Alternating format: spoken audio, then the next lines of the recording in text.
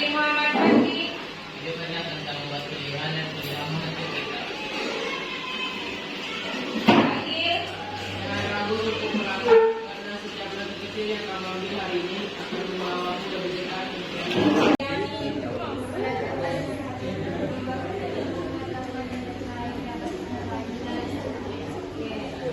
Dewi Karisma Putri.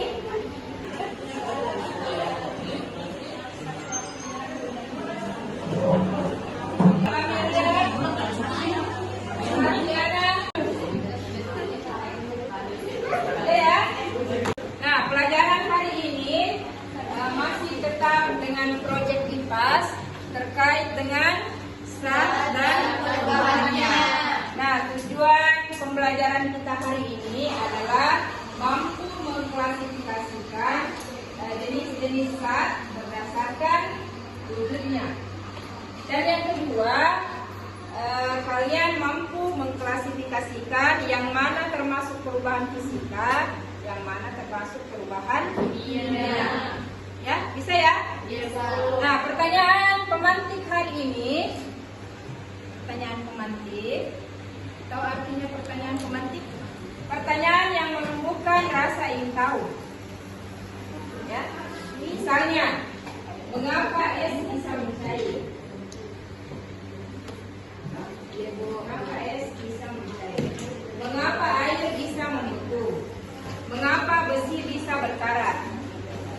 Ya, beras menjadi tepung. Nah, apakah semua perubahan-perubahan yang ada di sekitar kita ada hubungannya nanti dengan bidang pekerjaan kita di masa depan? Ya, mengapa kapur barus bisa menghilang? Apakah dia sejenis mengandung magis atau bagaimana? Ada yang bisa jawab pertanyaan saya? Mengapa air bisa membeku? Mengapa es bisa mencair? Mengapa kapur barus bisa menghilang? Mengapa beras bisa menjadi tepung karena digiling? Tapi ada kembali ke bentuk semula? Bisa. Kalau misalnya kayu dibakar, kemudian kita diarak, maka bisa kembali menjadi tepung, bisa kembali menjadi beras.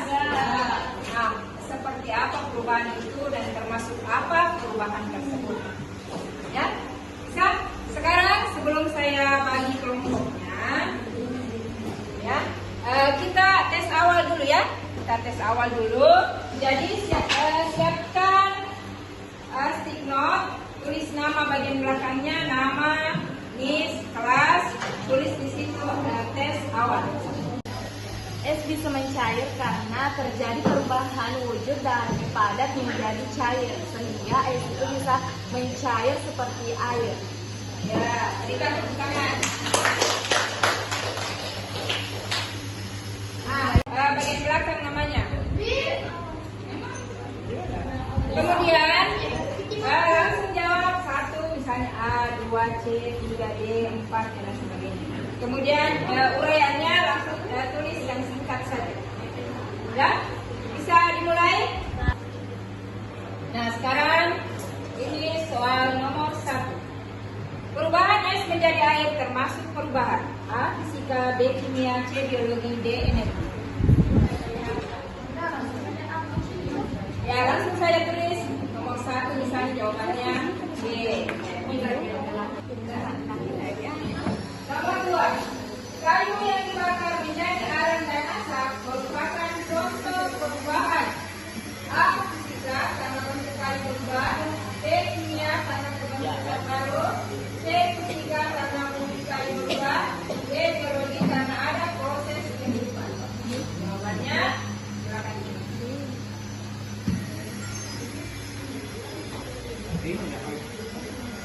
Bisa dijelaskan saja. Nomor 3. Belum.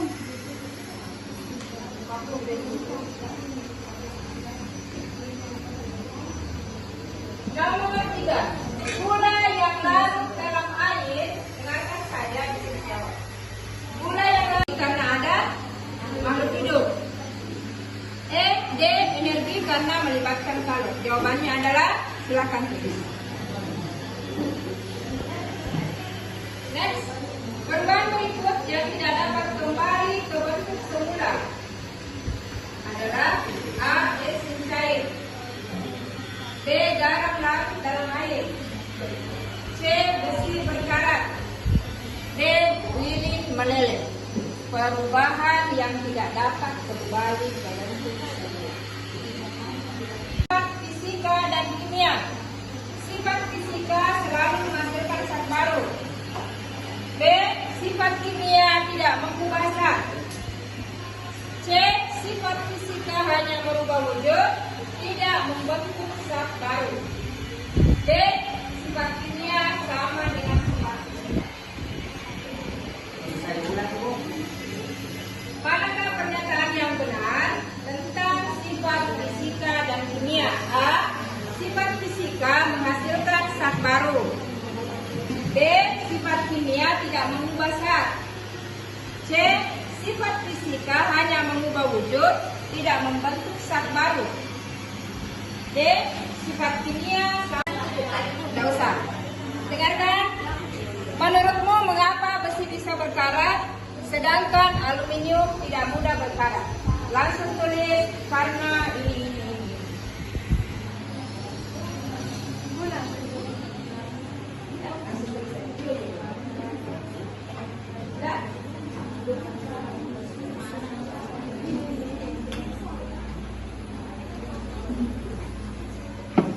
Yang sudah selesai silakan ditempel bagian tes awal. Tempelnya di sini ya.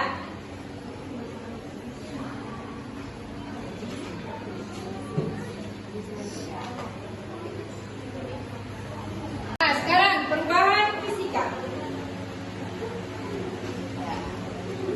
Perubahan fisika adalah proses di mana suatu zat mengalami perubahan wujud, bentuk, ukuran, namun tidak menghasilkan zat yang baru. Contohnya, nih. Memotong kertas dipotong menjadi bagian-bagian kecil, tapi tetap kertas meskipun sekecil apapun, tetap kertas. Ya? Melarut. Ya, itu tetap dikatakan mudah. Ya. Nah, sekarang kita beralih ke perubahan kimia, kan ke bentuk semula. Ah, berarti buah yang matang itu kimia.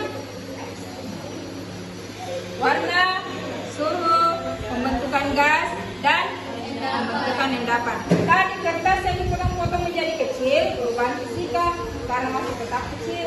Sedangkan kalau kertas yang dibakar tidak berubah zat menjadi api. Ya, berarti kertas yang dibakar menjadi perubahan. Kalau kertas yang dipotong-potong kecil, kursinya, itu di kursinya, di samping kursinya masing-masing.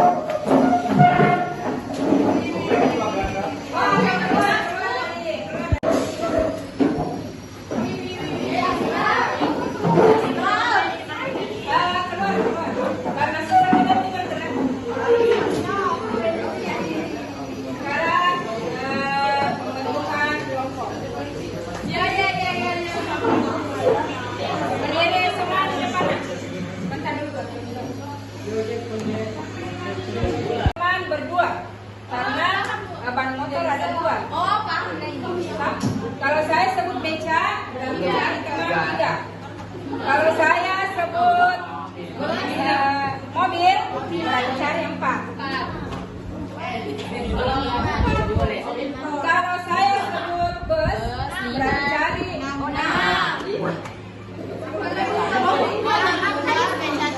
Ya, jadi motor dua, beca tiga, mobil empat, bus enam. Kalau sudah cukup enam, ya, 1, 2, 3. Kalau kau suka hati tepuk tangan, kalau kau suka Emil tepuk tangan, mobil.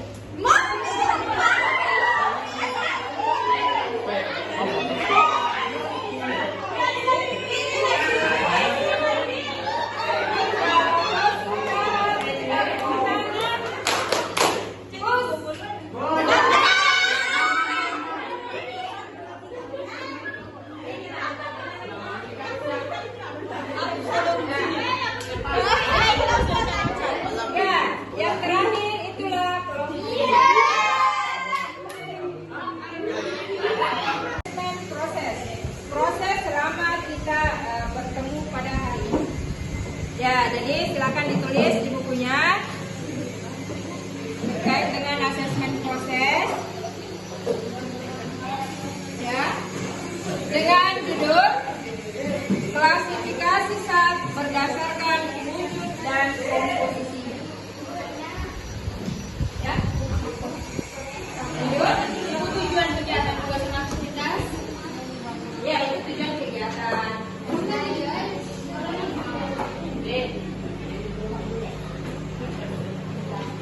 Nah, ini yang mau kita kerjakan. Murid dibagi kelompok 4 sampai 5 orang. Yang 6 orang boleh. Amati di sekitar Anda, banyak terjadi perubahan zat. Air yang mendidih saat memasak, besi pagar yang berkarat, es mencair, dan seterusnya. Bagaimana cara membedakan perubahan fisika dan kimianya? Ya, jadi yang dijawab ini, apa ciri-ciri keduanya? Apa dampaknya dalam kehidupan sehari-hari? Ibu, kemudian observasi. Ya. Jadi kalau dapat, besi yang berkarat, foto. Kemudian setelah itu diskusikan dengan teman kelompok Anda dan presentasikan hasilnya di depan kelas. Nah, terkait dengan panduan dan format laporan ini. Fenomena yang diamati, proses yang terjadi, jadi perubahan apa dan alasannya mengatakan kalau misalnya ini perubahan kimia, kenapa bisa dikategorikan perubahan kimia? Karena ini itu alasannya. Ibu, itu yang kayak padat saja.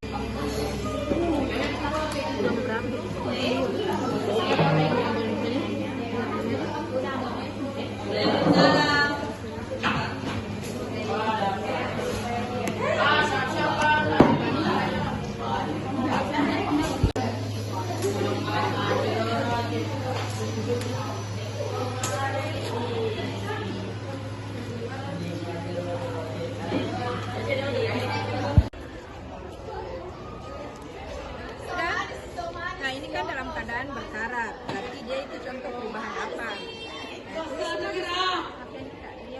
Itu perubahan kimia. Ya, karena dia bersifat tidak bisa kembali. Tidak bisa kembali.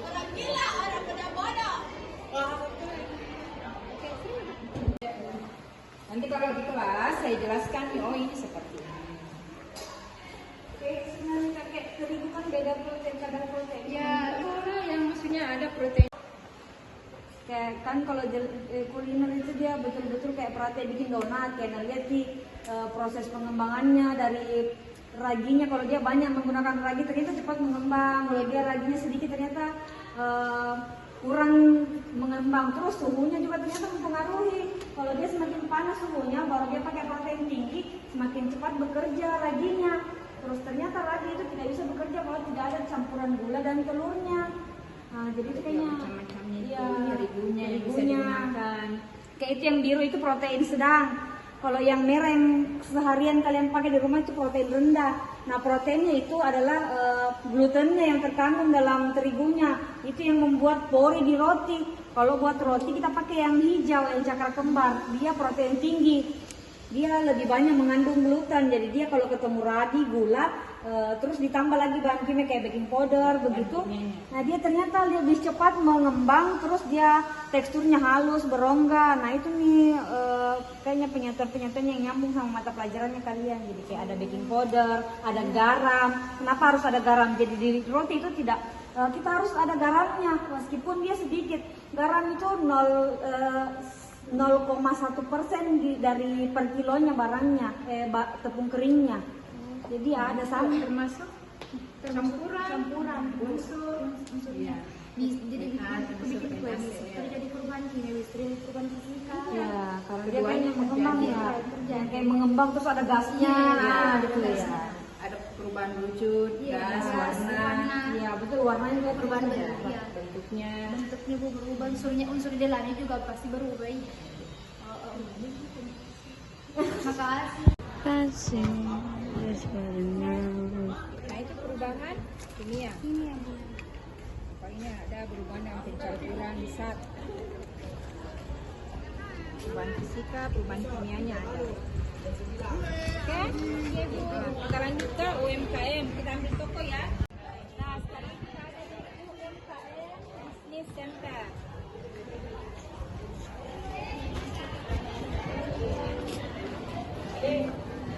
Assalamualaikum.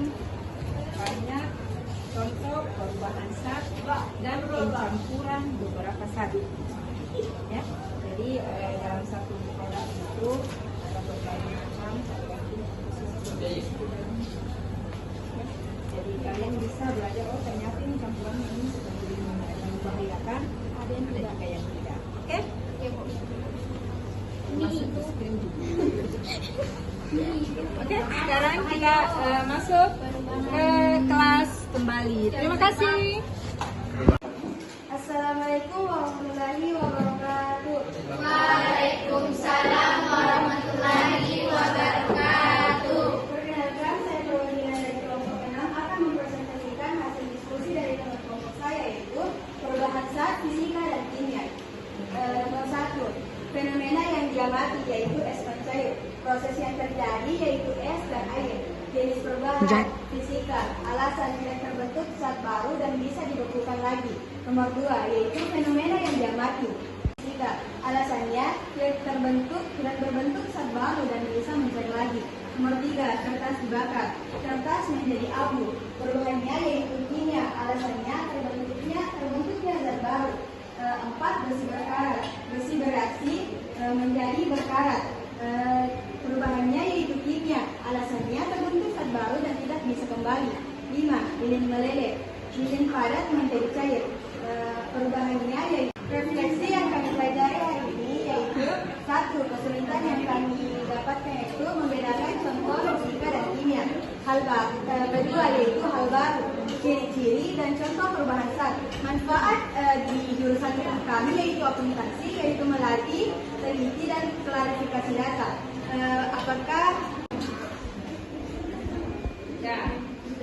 Apakah ada yang mau bertanya terkait atau mau menambahkan terkait dengan hasil presentasi kelompok 6? Ya, coba Juliana. Pertanyaan pemicu diskusi, Bu. Ya. Apa perbedaan mendasar antara perubahan fisika dan kimia? Perbedaannya yaitu fisika tidak ada zat baru, sedangkan kimia ada zat baru. Ada lagi pertanyaan? Itulah tadi hasil presentasi dari kelompok kami. Sekian dan terima kasih. Wassalamualaikum warahmatullahi wabarakatuh. Waalaikumsalam warahmatullahi wabarakatuh. Ya, berikan tepuk tangan yang meriah.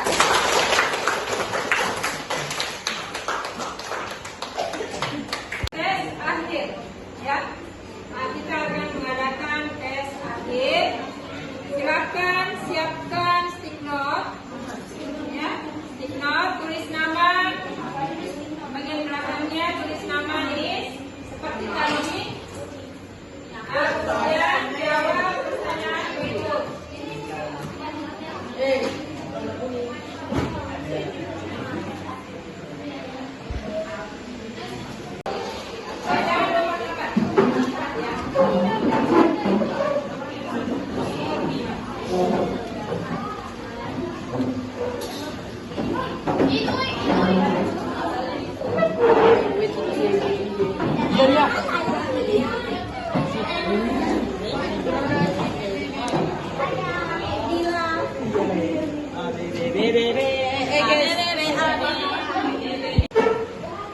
Kita berada di penghujung kegiatan pembelajaran hari ini, yaitu kesimpulan dan aplikasi. Siapa yang bisa menyimpulkan kegiatan pembelajaran kita hari ini? Coba Aina. Ya, dari sini saja. Kesimpulannya adalah pentingnya pemahaman terhadap fisika dan kimia dalam kehidupan kita. Memahami SAT dan perubahannya sangat esensial untuk mengerti dunia sekitar kita, mulai dari memasak hingga perubahan lainnya. Proyek IPAS diajak untuk mengamati, menganalisis dan memahami fenomena dengan pendekatan ilmiah, menumbuhkan rasa ingin tahu dan berpikir kritis. Aplikasi nyata, mari terus eksplorasi lebih jauh dan praktikkan eksperimen ilmu ini punya banyak aplikasi dari teknologi hijau hingga obat-obatan. Sekian dari saya, lebih kurangnya mohon dimaafkan. Assalamualaikum warahmatullahi wabarakatuh. Dipaparkan oleh teman kita Aina. Terima kasih Aina. Untuk materi selanjutnya terkait dengan pengukuran perubahan fisika dan kimia. Itu sangat erat kaitannya dengan jurusan akuntansi terkait dengan pengelolaan data. Nah, jadi untuk pertemuan kali ini cukup sampai di sini. Sekian dan terima kasih. Silakan ketua kelas berdoa dan salam sebelum kita pulang. Sebelum pelajaran berakhir, mari kita berdoa. Doa dimulai.